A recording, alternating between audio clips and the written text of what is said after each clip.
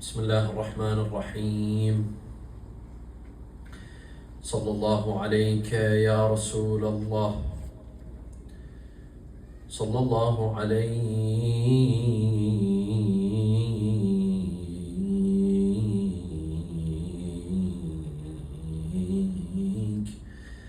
يا سيدي ويا مولاي يا أبا عبد الله،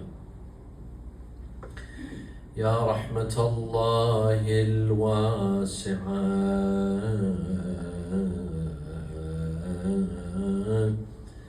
ويا باب نجاة الأمة ويا عبرة كل مؤمن ومؤمنة،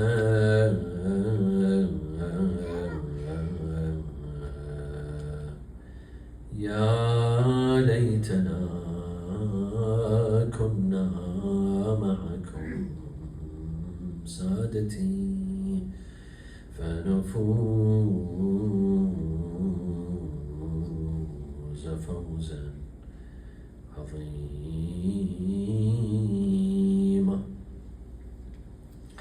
أعوذ بالله من الشيطان الرجيم. بسم الله الرحمن الرحيم.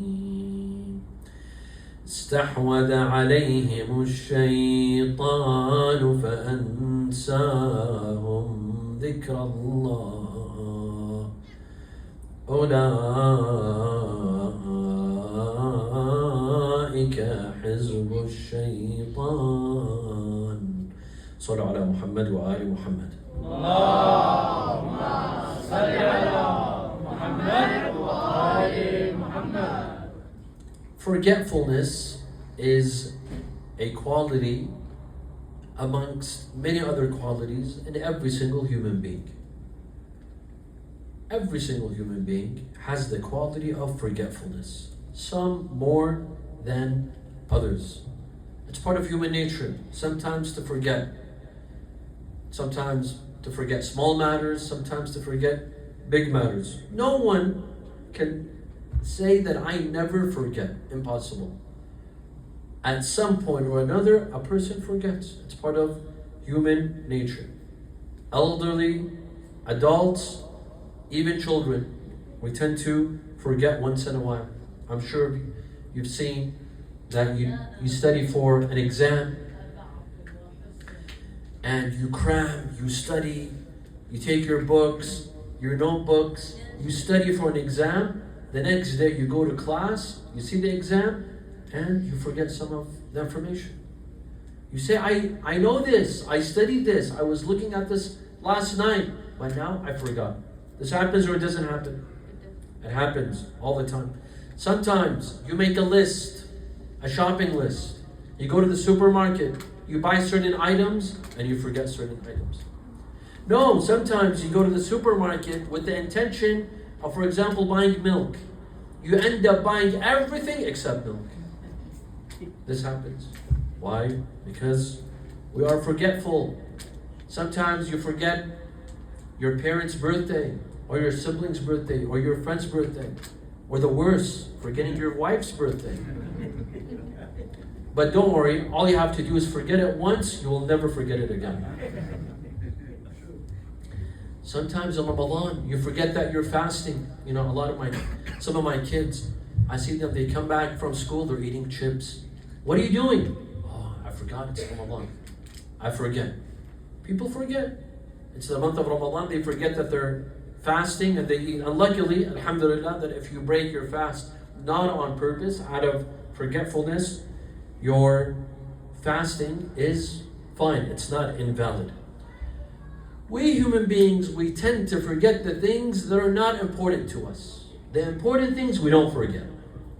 If something is a priority for me, I will make sure that I don't forget. Today, I had to take a flight from Michigan to New Mexico. This is a priority for me. This is not something that I would forget.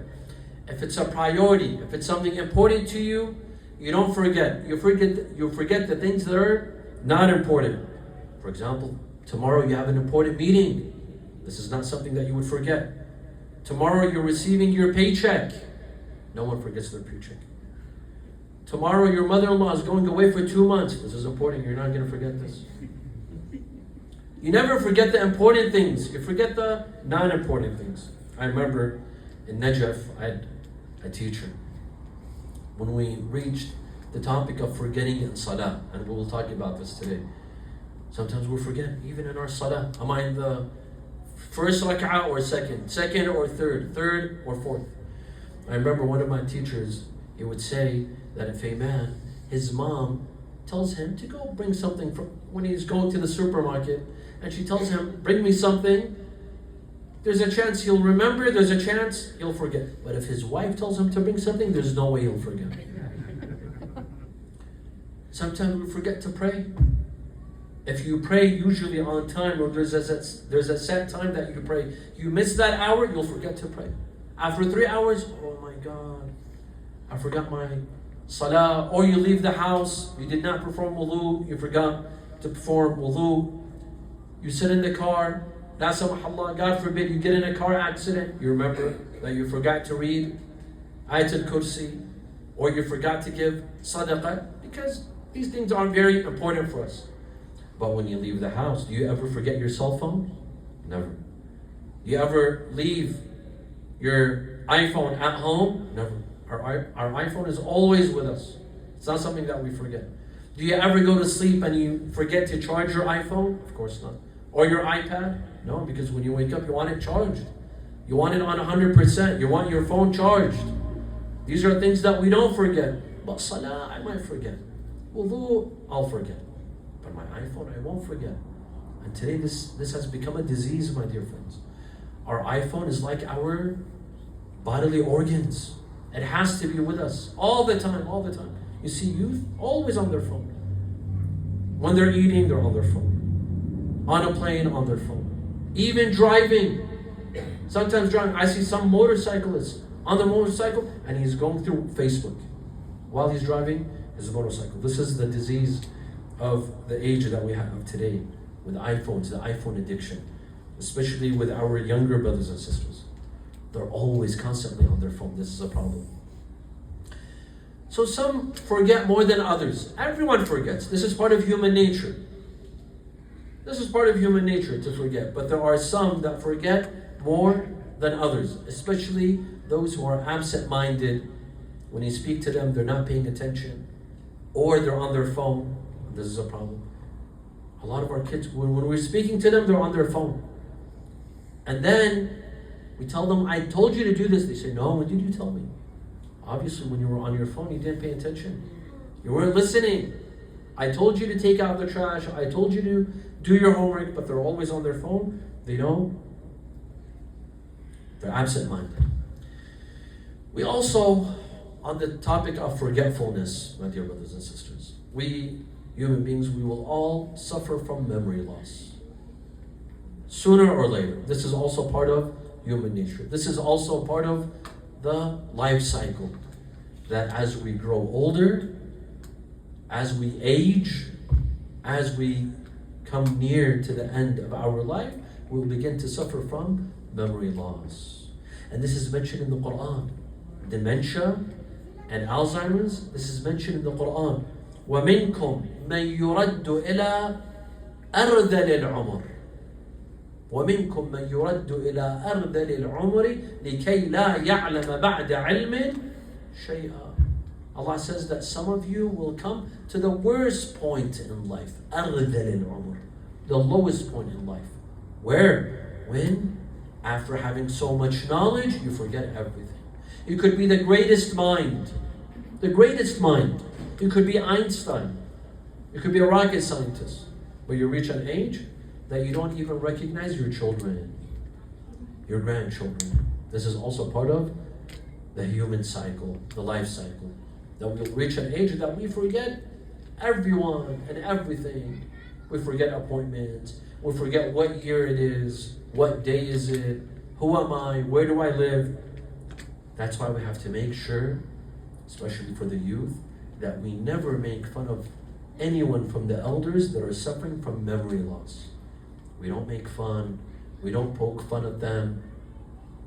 We don't joke with them because they're suffering from memory loss. Why? Because today it's them, tomorrow it's me, it's us, all of us. We're all going to take this path of memory loss. And if it's our parents, we have to make sure that we don't lose patience with our parents. If my mother, my father, the elders, they're suffering from dementia, we don't lose patience with them. They forget what day it is. So they keep on asking, what's today, Tuesday or Wednesday? No, Dad, it's Friday. Never raise your tone over your parents because of memory loss. They say that a son, his father kept on asking him, who was suffering from memory loss, what is this? He said, Dad, this is a clock. What is this? This is a wall. This is a bird. This is a chair. And he kept on asking him until the son lost patience. He said, Dad, I told you. You asked me 100 times. What is this? I told you this is a clock. And this is a chair. Stop asking so many times. The father got up. He went and he brought a notebook. He opened the notebook. He said, my son, read. He read. He said, bird, clock, chair. He said, what is this? He said, when you were 2 years old and you started speaking, the first time you said the word clock, I was so happy that I wrote it down. You said the word chair, I was so happy that I wrote it down. Look at the difference between a father and a son. I celebrated when you said these words. Now when I ask you a couple of times, what is this, what is that, you get upset. My dear friends, tomorrow it will be us. Today it's our parents, tomorrow it will be us. Tomorrow we will also suffer from memory loss. This is the human cycle. We have to ask Allah subhanahu wa ta'ala to give us health for us and for our parents, and to thank Allah for the health that He's given us. This is something that we should always ask Allah for. We thank Him. We show gratitude for the gifts that He's given us. In Islam, in Islamic law, there are principles, qawa'id, that help us with forgetting in ibadah. Forgetting in ibadah is something very normal. After salah, I forget.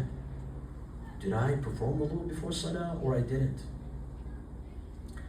Before praying, did I perform wudu or I didn't? Here, what do you say? Inshallah, my salah is fine. Inshallah, my salah is fine. But for the next salah, you need wudu.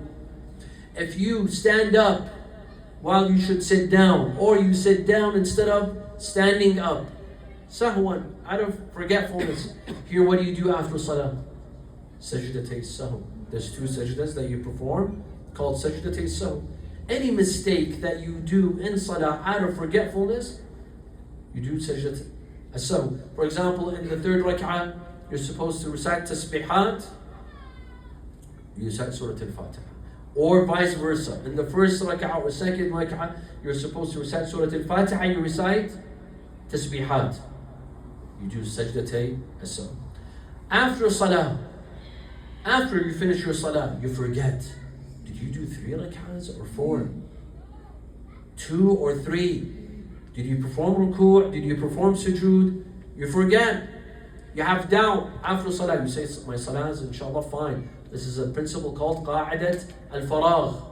Al-faragh. Whenever you finish from salah, or wudu, or tawaf, or rami, or sa'i, when you finish from an act of worship and you doubt, you forget, you say inshallah, it's fine. We also have a principle called la shakka li kathir al-shak, that there is no doubt for those who doubt excessively. If you doubt excessively, don't pay attention to your doubt. If you don't doubt excessively, you have to act upon your doubt. There's principles and laws that we have to carry out. But if you doubt excessively, stop paying attention to your doubt, because this is from shaitan. We have a hadith that say those who forget excessively in their salah, this is from shaitan. Shaitan is getting to you. Why? Because shaitan has no other way of getting to you. Shaitan is going to come to you and tell you to drink alcohol, you don't drink alcohol. Gamble, you're not going to gamble. Murder, you're not going to murder. Shaitan comes to you through ibadah, through your salah, and tells you to forget. makes you forget, makes you doubt in your ibadah. Hence, there are some individuals that develop OCD, or in Arabic we call it wiswas, where you constantly doubt in your ibadah. You constantly doubt in your wudu. Or after performing wudu, you constantly doubt, do you still have your wudu or you don't? Or in tawaf, or in sa'i, where you constantly doubt. This becomes OCD, obsessive compulsive, wiswas. This is something very dangerous. And it could be a hindrance. It could destroy your life. It's very irritating. You know, ibadah is meant to be enjoyable. It's meant to be enjoyable. When you're not enjoying it, there's a problem. Let me give you an example. You go to your favorite restaurant, an Italian restaurant, let's say, and you order your favorite dish, and they bring you your favorite dish, and you're very hungry and you're healthy, but they bring you your food, and you eat it, but you don't enjoy it. The problem is where? With the restaurant, with the cook, with the food, or there's a problem with you. If you're not enjoying that food, the problem's with you. Otherwise, this dish, the same way that they serve it to you, they serve it to someone else. It's supposed to be enjoyable. But if you're not enjoying it, that means you're doing something wrong. You're not healthy. There's something wrong. Ibadah is meant to be enjoyable. If we are not enjoying our ibadah, we're doing something wrong. Our salah is meant to be enjoyable. And hence Rasulullah sallallahu alayhi wa alihi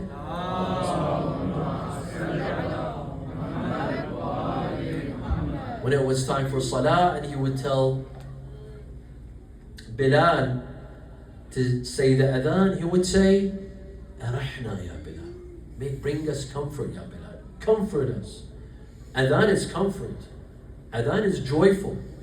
Hearing the voice, the sound of the adhan should bring us comfort.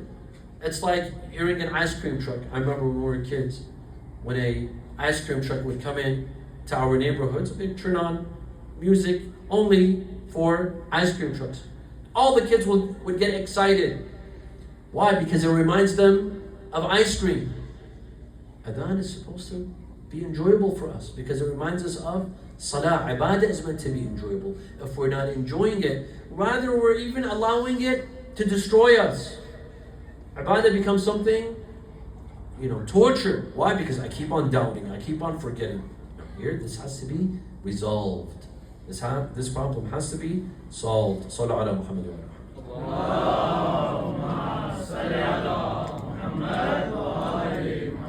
The Holy Quran talks about forgetfulness in many verses. The topic, the theme of forgetfulness takes a great place in the Holy Quran. For example, the Quran tells us that Allah never forgets. Allah never forgets. If you and I forget, if humans forget, we might forget certain things, but Allah never forgets. وَمَا كَانَ رَبُّكَ نَسِيًّا. Your Lord will never forget. There are some things that we might do, mistakes, sins. I did something wrong. I'll forget it, but Allah never forgets. Allah says, قُلْ قَالَ عِلْمُهَا عِنْدَ رَبِّي فِي كِتَابٍ لَا يَضِلُّ رَبِّي وَلَا يَنْسَى. My Lord never forgets. I forget, but my Lord never forgets. The Quran also tells us to say a dua that, oh Allah, do not hold us accountable for any times that we commit mistakes out of forgetfulness. If I forgot and I made a mistake, and I asked Allah subhanahu wa ta'ala to forgive me, and I made a vow, I made a promise that to never go back to the sin, and I went back and I did it again out of forgetfulness, oh Allah, don't hold me accountable. رَبَّنَا لَا تُؤَاخِذْنَا إِن نَسِينَا أَوْ أَخْطَأْنَا. Oh Allah, don't hold us accountable if we forget, if we cheated, if we said something that we're not supposed to, we lied. The Quran tells us that there are some individuals, they will forget the day of judgment. They will forget death. They will forget being put in their grave. They will forget the akhirah. They forget. They will forget being held accountable. فَالْيَوْمَ نَنْسَاهُمْ كَمَا نَسُوا لِقَاءَ يَوْمِهِمْ هَذَا. We will forget them the same way that they forget the day of judgment. Some individuals, they forget the day of judgment. Why? Because being immersed in dunya makes you forget. If we get immersed in dunya, business, cars, homes, real estate, travel, tourism, dunya makes us forget akhirah. Those who think about dunya all the time, they can't think about the akhirah, because you can only think of one thing at one time. Your mind can't think of two things at one time. You either think of dunya or you think of akhirah. When you think of dunya, you forget akhirah. We forget. وَلَا تَكُونُوا كَالَّذِينَ نَسُوا اللَّهَ فَأَنْسَاهُمْ أَنفُسَهُمْ. Don't be like those who forgot Allah, so Allah made them forget themselves. Can we forget ourselves? Yes. Sometimes we forget who we are. We forget that we're mu'mineen, we're muslimeen, that we are here on this earth for a temporary time. We're not here to remain forever. We're only here for a couple of days, and then we leave. We leave. Dunya. Dunya is nothing, but it tricks us. It's like a mirage. Mirage is when you're stuck in the desert and you're thirsty, but you see water from far away. When you go there, it's nothing.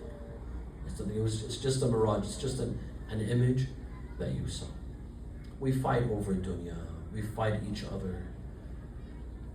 Over business, partners, sometimes brothers, they fight each other. Over a piece of land. Over a dunya. And then sooner or later they will depart. My father says that I knew two brothers in the city of Karbala. Not in Las Vegas, not in Milwaukee, not in Minnesota. In the city of Karbala. Two brothers that did not speak for years. He says one of them would hold a majlis in his house. I'd speak there. My father says I would speak there. The other brother would not attend. The other brother would hold a majlis in his house. The other brother would not attend. They fought over inheritance. When their father died, they split everything in half. They fought over a tree, a palm tree. Who gets to keep this palm tree? For years, these two brothers did not speak. And when they died, they were buried right next to each other. They were buried right next to each other.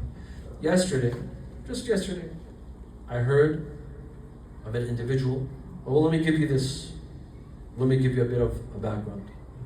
Two brothers in Iran.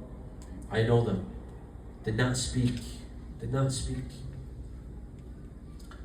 One of their brothers died. The other brother attended his funeral. He was kicked out by his nephew. He was kicked out. I told him, leave. You didn't speak to my father when he was alive. Leave. And there was an argument between the uncle and the nephew. They started fighting in the funeral. Yesterday, I opened WhatsApp. I saw that uncle died. This is how life is. Life is too short. Life is too short. Before you know it, you're fighting with relatives, family members, cousins, partners, business partners. And then all of a sudden, you're told you have to leave. Game over. Dunya is over. This dunya that you spent your entire time working for dunya, for money, building wealth. Now you have to leave and your children are going to fight over your wealth. Nasullaha fanasiyahum. Allah says some will forget Allah, so Allah forgets them. Allah forgets them. Is that possible? That Allah forgets? Allah doesn't forget. Allah doesn't forget. Fanasiyahum means Allah pretends that He forgets them. He forgets them. How many times do we say a dua? Oh Allah, I want this. But our dua is not answered. It's as if we're ignored. It's as if Allah has forgotten us. Yes. Because when I forget Allah, Allah also forgets me. Nasullaha fanasiyahum. They forgot Allah, so Allah forgets them. And on the other side, remember Allah, Allah remembers you. فَاذْكُرُونِي أذكركم. Remember me and I'll remember you. Forget me and I will forget you. نسوا الله فنسيهم.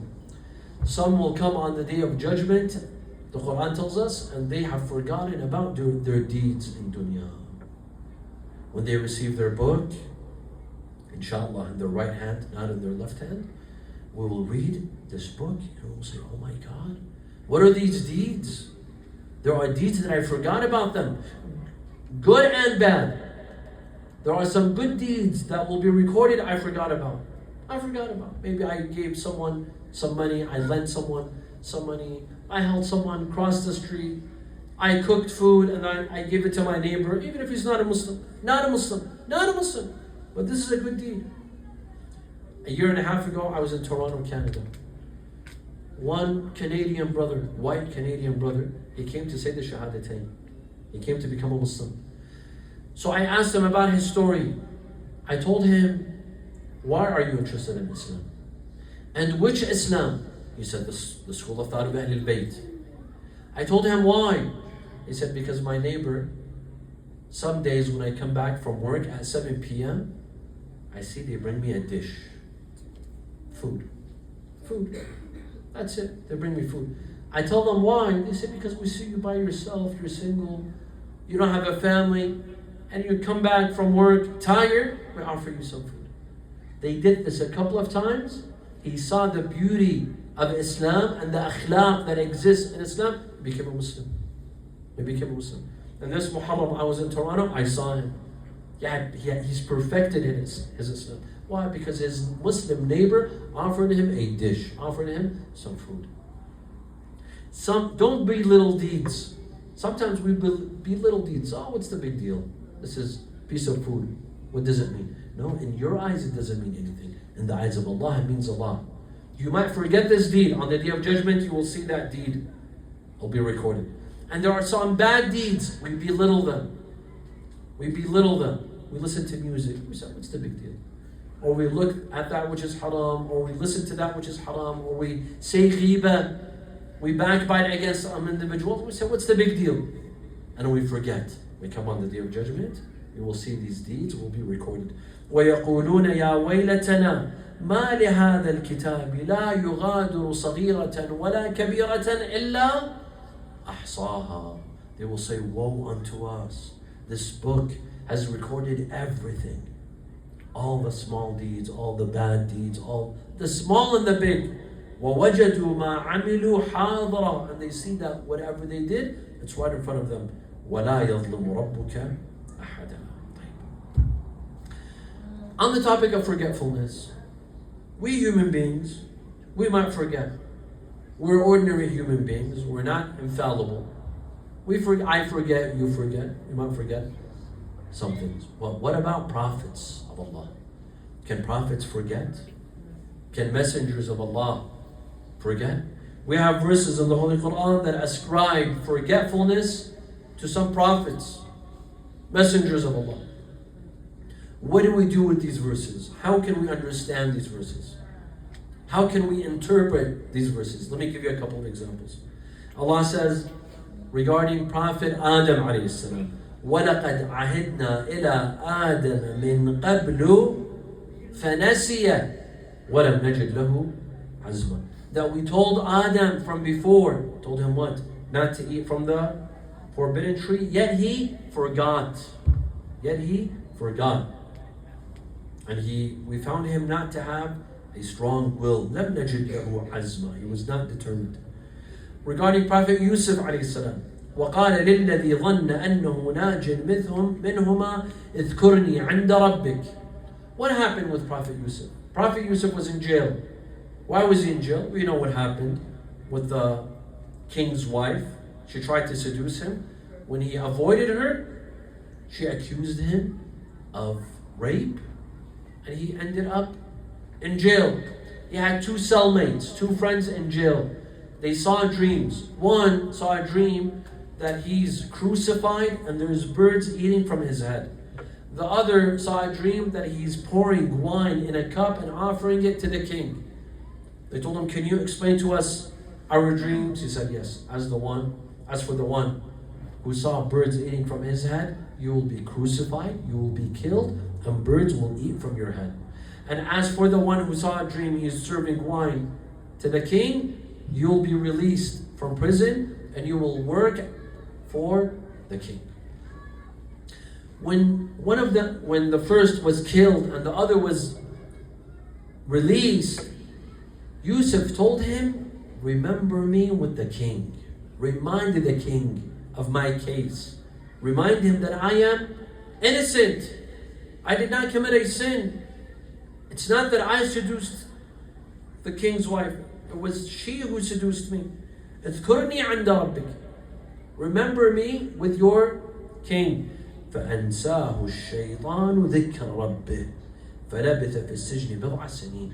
So Shaitan made him forget the remembrance of his Lord, and he remained in jail for years. Who? Yusuf. Some ulama say this is Yusuf. Yusuf forgot the remembrance of his Lord. Another incident. Yusha bin Nun. Yusha bin Nun was the heir to Musa. He was an imam and a prophet. Surah Al-Kahf says, فَلَمَّا جَاوَزَ قَالِ لِفَتَاهُ آتِنَا غَدَاءَنَا لَقَدْ لَقِينَا مِنْ سَفَرِنَا هَذَا نَصَبًا. Musa and Yusha bin Nun were traveling, and Yusha bin Nun was carrying fish for them to eat for lunch. قَالَ. So when it was time they stopped to rest, and then they continued their journey, and then they stopped to eat. Musa told them, where's the fish? Let's eat. قَالَ. Yusha bin Nun said, oh my God, I forgot the fish. And the rest stopped. قال أرأيت إذ أوينا إلى الصخرة فإني نسيت الحوت وما أنسانيه إلا الشيطان أن أذكره. I forgot the fish. And the rest stopped. And Shaitan made me forget. This is a prophet. Yusha bin Nun is a prophet. Yet the Quran says that he forgot. Musa alayhi salam. Musa with Al-Khidr. The famous story of Al-Khidr, who is more knowledgeable than Musa. And Musa told him, let me walk with you and let me learn from you. He told him, you can't handle. You can't handle the knowledge that I have. He said, if I can't handle, then we will go apart. Everyone knows the story. That Khidr saw a young man, he killed him. Musa told him, why did you kill him? Why did you kill an innocent soul? Al-Khidr told him, see, I told you that you cannot handle the deep knowledge that I have. He said, no, I promise that I will not object again. They reached the ocean. He saw a ship, a small ship. He broke it. He told him, why did you break it? He said, see, I told you have no patience. Here Musa said, قال لا تؤاخذني بما نسيت ولا ترهقني من أمري عسرا. Don't hold me accountable for forgetting. So Musa is saying, I'm forgetting. So what do we do with these verses that ascribe forgetfulness to the prophets of Allah? These are messengers. These are not ordinary human beings. How can we comprehend that they forgot? For our Sunni brothers and sisters, they say it's not a big deal. So what? Prophets forget. It's not a big deal. There are human beings. They're not above human. They're not superhuman. It's okay for them to forgive. But we, followers of Ahlul Bayt, we hold prophets in high esteem. We see them as infallibles. After prophecy and before prophecy, they are perfect human beings. So how does this go together with their asma, with their infallibility? Here there are several theories, several answers. Number one, the first answer says that any verse in the Holy Quran that contradicts, that is incompatible with logic and with reason, that verse has to be reinterpreted. It has to be re-evaluated. We cannot take it for face value. We cannot take it literally. We have to give it another meaning. Let me give you an example. The Quran says, Yadullah fawqa aydihim. The hand of God is above their hands. Allah has a hand? Allah doesn't have a hand. Logically, rationally, and rationally, God cannot have a hand. If He has a hand, that means He has a body. If He has a body, that means He has a place. If He has a place, that means God is in the east. If He's in the east, that means He's not in the west. Or if he's in the west, he's not in the east. What sort of God is this? That has a place and has a body. If he has a body, that means he was born. That means someone brought him to life. Logically and rationally, this is unacceptable. So we reevaluate the verse. We give it another meaning. We say what? Yadullah means Quwwatullah. The power, the authority of God is over their authority. God's power is above their power. We give it another meaning. Another verse says, Ar-Rahman ala al-Arshi stawa. The All-Merciful sits on His throne. Again, this is logically not possible. Rationally not possible. Because if He sits on a throne, that means He has a body. And if He has a body, that means He's in need. That means He has human-like qualities. Here ulama say, Ar-Rahmanu ala al-Arshi stawa. It means ala al-Arshi stawla. That He takes over the throne. Not He sits on the throne. The throne is a sign of His omnipotence. It's a sign of His power and authority.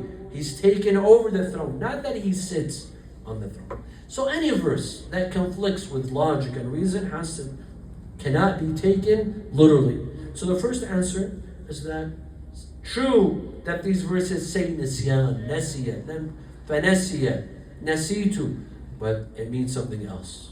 For example, taraka. Nasiya doesn't mean he forgot. It means taraka, he left. He purposely left. Nasitu falamma nasiya hutahuma. He forgot their fish. He didn't forget their fish. He purposely left the fish. Why? Maybe he has a good reason. Maybe he has a good explanation. وَلَقَدْ عَهِدْنَا إِلَىٰ آدَمَ مِنْ قَبْلُ فَنَسِيَ. Some hadith say فَتَرَكَ. That Adam purposely did not take directions. Purposely ate from the tree. Not that he forgot. Well, does this go against infallibility? No. Ulama say this is tark al-awla. It was better for Adam not to eat from the tree. Not that he did something haram. Allah told him, you eat from the tree, you have to leave the garden.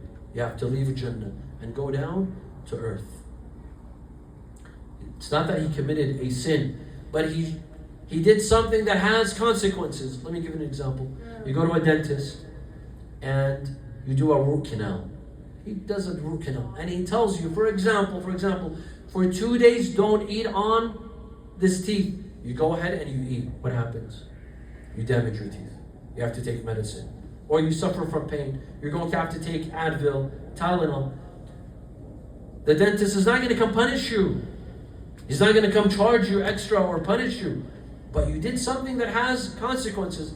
Adam did something that has consequences. This is the first answer. The second answer. فإني نسيت الحوت وما أنسانيه إلا الشيطان أن أذكره. Musa and Yusha bin Nun, his heir, was a prophet and an imam. Yusha bin Nun, he was an heir to Musa. Some Mufassirin say that this is Yusha speaking. He says, I forgot the fish. While we have some ulama that believe this is a third person. Not Musa and not Yusha. Someone else. Someone not infallible. If that's the case, then there's no conflict. A third answer. فَأَنْسَاهُ الشَّيْطَانُ ذِكْرَ رَبِّهِ. Regarding Prophet Yusuf, when he was in jail. He told his cellmate, when you go to the king and you serve him alcohol, remember, اذْكُرْنِي عِنْدَ رَبِّكِ. Remember me with your Lord. فَأَنْسَاهُ الشَّيْطَانَ ذِكْرَ رَبِّهِ. Shaitan made him forget. Shaitan made who forget? Yusuf or his cellmate? His cellmate forgot. Not that Yusuf forgot. His cellmate, once he left the prison, he forgot to mention Yusuf to his Lord, and that's why فَنَبَثَ فِي السِّجْنِ بِضْعَ سِنِينَ. And hence he had to spend extra years in prison. A fourth answer, Musa, when he tells Al-Khidr, قَالَ لَا تُؤَاخِذْنِي بِمَا نَسِيتُ. Some ulama say naseet here doesn't mean forget. Bima jahilt. Do not hold me accountable for not knowing. Because Musa, although he was a prophet, although he was a messenger, but Al-Khidr had more knowledge than him. فَوَجَدَ عَبْدًا عَلَّمْنَاهُ مِنْ لَدُنَّا عِلْمًا. Al-Khidr had more knowledge than Musa. So compared to the knowledge of Khidr, Musa had some ignorance on some issues. He says, don't hold me accountable for my ignorance, not the fact that he forgot. Right? A fifth answer says that prophets, in worldly matters, they may forget, but not in religious matters. So a prophet, for example, is ordered to deliver a verse. Will he forget this verse? No. But can he forget some worldly matters? Yes. In fact, Shaykh al-Saduq has a saying. He says, نَفْيُ السَّهْوِ عَنِ النَّبِي أَوَّلُ مَرَاتِبِ الْغُلُوِ. That to say the Prophet never forgets, this is the first step of ghulu, of having excessive beliefs in the Imams, looking at the Imams in a divine way. The Imams are humans. The Prophet at the end of the day is a human. He says, قُلْ إِنَّمَا أَنَا بَشَرٌ مِثْلُكُمْ يُوحَى إِلَيْهِ. Say that I'm a human being just like you, but except I receive a revelation. Can he forget ordinary things? Shaykh al-Saduq says yes. He might forget ordinary things, but not religious things. Not religious things. So this is also another opinion. On the day of Ashura, before the night of Ashura, on the night of Ashura, when Imam Hussein alayhi salam was preparing for battle, and the army of Umar bin Sa'd was also preparing for battle, Ali al-Akbar asks his father about these 30,000 men that are there to fight. He told him, why? Do they not know who you are? Yes. Do they not know who your father is? Yes. Your mother? Yes. Your grandfather? Yes, yes, yes. Then my father, why are they fighting us? Why are they preparing to spill our blood? The Imam says, بُنَيَّ هَؤُلَاءِ قَوْمٌ. These are people, اسْتَحْوَذَ عَلَيْهِمُ الشَّيْطَانِ فَأَنْسَاهُمْ ذِكْرَ اللَّهِ. These are people that are taken by Shaitan. Shaitan has brainwashed them, so he's made them forget Allah. نَسُوا اللَّهَ فَنَسِيَهُمْ. They forget Allah. Because they're immersed in dunya. They're immersed. Umar bin Sa'd was promised the governorship of Shahriray in Iran, so he forgot his cousin, Imam Hussein alayhi salam. My dear brothers and sisters, as we speak, we're on the maybe 13th, 14th of the month of Safar. The caravan of Imam Hussein, the caravan of the Sayyidah Zainab and Imam Zain al-Abidin has set out from Sham, and they're on their way towards Karbala. They reached a point in the desert where the head of the caravan, the one who's driving the caravan, he came to Imam Zain al-Abidin. He told him, Yabna Rasulullah, we've reached a place where we could either go to Medina or we go to Iraq, we go to Karbala. Where would you like to go? Imam Zain al-Abidin says, let me ask my aunt Zainab. So Imam Zain al-Abidin comes to his aunt Zainab, Amma Zainab. We've been given a choice either to go to Medina and go back home, or to pass by through Karbala. Which would you like? When she heard the name of Karbala, she started weeping and crying. Karbala. Yes, let's go to Karbala. Let's see what happened to our loved ones. Let's see what happened to the deceased. We left them on the plains of Karbala without proper burial, without proper washing. Now let's pay them a visit and let's see what has happened. So the tribe, the caravan, comes and approaches Karbala. Before that, Jabir ibn Abdullah al-Ansari had arrived to Karbala for the 40th, for the Arba'een of Imam Hussein alayhi salam. You see now the millions and millions that are headed towards Karbala as we speak, and they're given all types of food, and they're taken care of by the Mawakib. This tradition was started by Jabir ibn Abdullah al-Ansari. He arrived on the 40th, the Arba'een of Imam Hussein, along with his servant Atiyya al-Awfi. Jabir ibn Abdullah had lost his eyesight. So he comes to the river Euphrates, he takes a bath, he bathes, he takes a bath, he performs his ghusl ziyarah, and then he puts on white clothing, pure clothing, and then he says, take me to the grave. فَأَلْمِسْنِي. Atiyah says that I held the hand of Jabir ibn Abdullah and I walked him step by step until we reached the graveside of Imam Hussein alayhi salam. And I told him, Ya Jabir, this is the grave of Aba Abdullah. Jabir kneeled to the ground, he held the sand, he started smelling the sand, and then 3 times he shouted, Ya Hussein, Ya Hussein, Ya Hussein. And then when he did not hear a reply, he said, Habibun la yujib Habiba. A beloved that does not answer the call of his beloved. وَأَنَّا لَكَ بِالْجَوَابِ. And how can you answer my call when they have severed your head from your body? You cannot speak to me. Jabir ibn Abdullah sat on the grave of Imam Hussein and he recited the ziyarah. And then he said, by God, I bear witness, لَقَدْ شَارَكْنَاكُمْ فِي مَا أَنْتُمْ عَلَيْهِ, that we participated in what you performed. Atiyah told him, Ya Jabir, what are you saying that we participated? أَنَّ الْقَوْمِ فُرَّقَ بَيْنَ رُؤُوسِهِمْ وَأَبْدَانِهِمْ. Their heads have been severed from their bodies and they were trampled and they were killed. We didn't do any of this. Jabir says, Ya Atiyah, I heard Rasulullah say, Man ahabba amala qawmin ushrika fi amalihim, that if you love the action of a group of people, you will be a partner with them in their deeds. All of a sudden, Atiyah al-Awfi says, Ya Jabir, I see some people coming from a distance. We need to hide. Jabir told him, go and see who it is. If it is the army of Ubaydillah ibn Ziyad, then we will hide. But if it is my master, Sayyidi wa Mawlai, Ali ibn Hussein, Zayn al-Abidin, then I set you free for the sake of Allah. Atiyah goes, moments later he comes back, and he says, Ya Jabir, get up and come and receive your master, Zayn al-Abidin.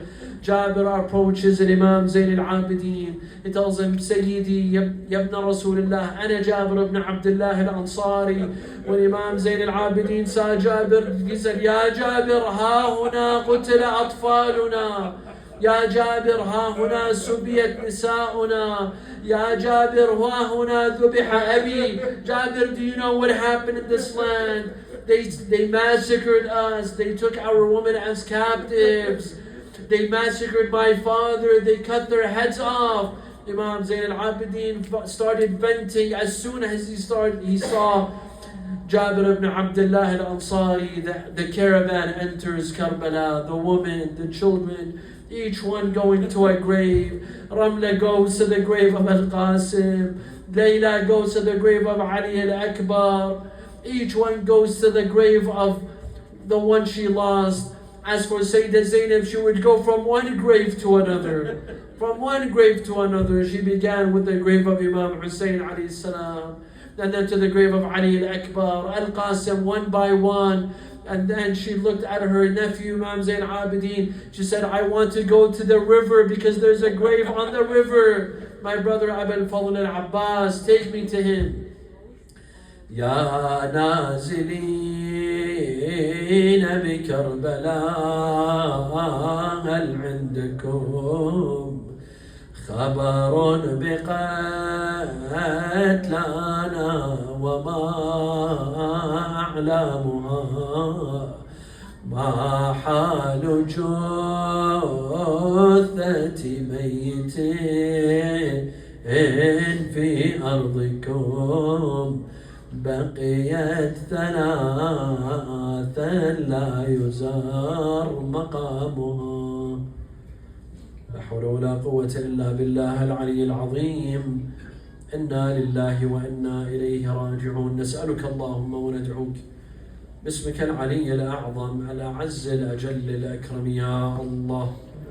اللهم لا تدع لنا ذنبا إلا غفرته ولا هما إلا فرجته ولا عيبا إلا سترته، ولا خوفا إلا آمنته، ولا رزقا إلا بسطته، ولا شملا إلا جمعته، ولا مرضا إلا شفيته، ولا غائبا إلا حفظته وأدنيته، ولا حاجة من حوائج الدنيا والآخرة لك فيها رضا ولنا فيها صلاح إلا قضيتها ويسرتها يا أرحم الراحمين. ولأرواح المؤمنين والمؤمنات الفاتحة مع الصلوات.